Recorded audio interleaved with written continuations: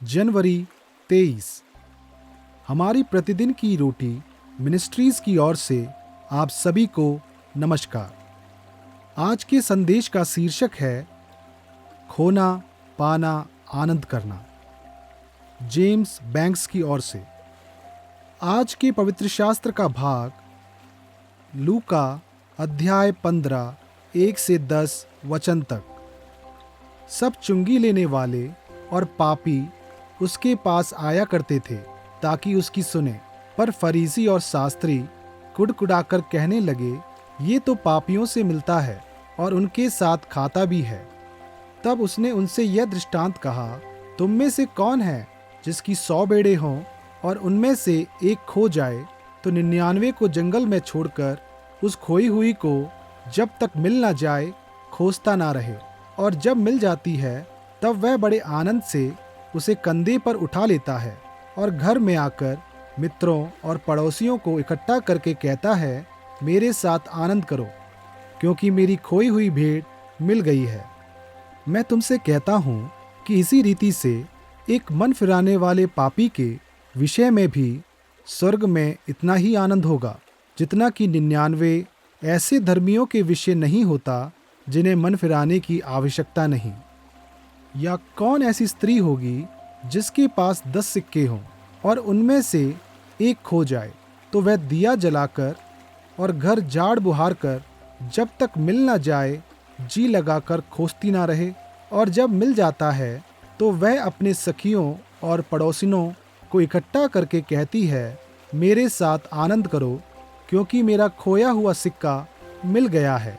मैं तुमसे कहता हूँ कि इसी रीति से एक मन फिराने वाले पापी के विषय में परमेश्वर के स्वर्गदूतों के सामने आनंद होता है। मुख्य वचन लूका अध्याय 15 वचन 6। मेरे साथ आनंद करो क्योंकि मेरी खोई हुई भेड़ मिल गई है। वह मुझे रिंग मास्टर कहते हैं।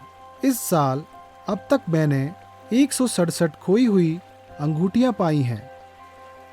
अपनी पत्नी कैरी के साथ समुद्र तट पर टहलने के दौरान हमने एक वृद्ध व्यक्ति के साथ बातचीत की जो तट की बारीकी से जांच करने के लिए मेटल डिटेक्टर का उपयोग कर रहा था। उन्होंने समझाया, मैं खोई हुई अंगूठियां ढूंढता हूं। कभी कभी अंगूठियों पर उनके नाम होते हैं और जब मैं उन्हें लौटाता हूं तो मुझे उनके मालिकों के चेहरे देखना अच्छा लगता है। मैं ऑनलाइन पोस्ट करता हूं और ये देखने के लिए जांच करता हूं क्या किसी ने खोया पाया विभाग से संपर्क किया। मैंने वर्षों से खोई हुई अंगूठियां पाई हैं। जब हमने बताया कि मुझे भी मेटल डिटेक्टर से चीज़ें ढूंढने में मज़ा आता है लेकिन मैंने अक्सर ऐसा नहीं किया, तो उन्होंने जाते समय मुझसे कहा था, जब तक करते नहीं तब तक आप कभी नहीं जानते। हम लूका 15 में एक अन्य प्रकार की खोज और बचाव पाते हैं। यीशु की आलोचना उन लोगों की परवाह करने के लिए की गई थी जो परमेश्वर से दूर थे। जवाब में उसने खोई हुई और फिर पाई गई चीज़ों के बारे में 3 कहानियां सुनाई, एक भेड़, एक सिक्का और एक बेटा। वह आदमी जिसे अपनी खोई हुई भेड़ मिल जाती है तब वह बड़े आनंद से उसे अपने कंधों पर उठा लेता है और घर में आकर अपने मित्रों और पड़ोसियों को एक साथ बुलाकर कहता है, मेरे साथ आनंद करो क्योंकि मेरी खोई हुई भेड़ मिल गई है। सभी कहानियाँ अंततः मसीह के लिए खोए हुए लोगों को खोजने के बारे में और उस आनंद के बारे में हैं जो तब मिलता है जब वे उसमें पाए जाते हैं। यीशु खोए हुओं को ढूंढने और उनका उद्धार करने आया और वह हमें अपना अनुसरण करने के लिए बुलाता है कि हम लोगों को परमेश्वर के पास वापस लाने के लिए उनसे प्रेम करें। दूसरों को उसकी ओर मुड़ते देखने का आनंद इंतजार कर रहा है। जब तक हम जाकर यह नहीं करते हम कभी नहीं जान पाएंगे। जरा सोचें, जब लोग परमेश्वर की ओर फिरते हैं तो आपने क्या आनंद देखा है? आज आप दूसरों को यीशु के प्रेम की ओर कैसे इंगित करेंगे?